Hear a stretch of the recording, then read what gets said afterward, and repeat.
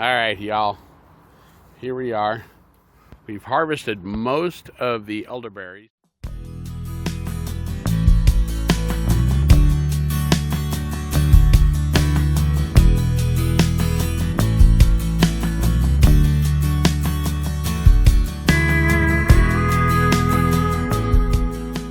At least the purple ones. Now we're left with these green ones. Like that. And when they're the flowers, you can make tea of that. It's highly good for you. But we gotta go through here and get a little bit more out, and then I'll show you what my next step is. Elderberries. Okay, here we are at the elderberries. I've harvested most of them, but you see how some of them are green, and then you have these others that some of them are purple, some of them are green. You want to wait until those turn all purple, because you don't want the green ones. They're kind of poisonous. See, like that. What you want to do is you want to take them when,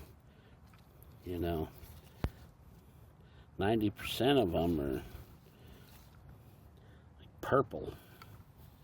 They're ripe. I know I have some of them in there that are green, but we'll separate those out later. I'll show you the next step. Elderberry. Alrighty. Here's my harvest of elderberry. I've got a whole 5-gallon bucket full.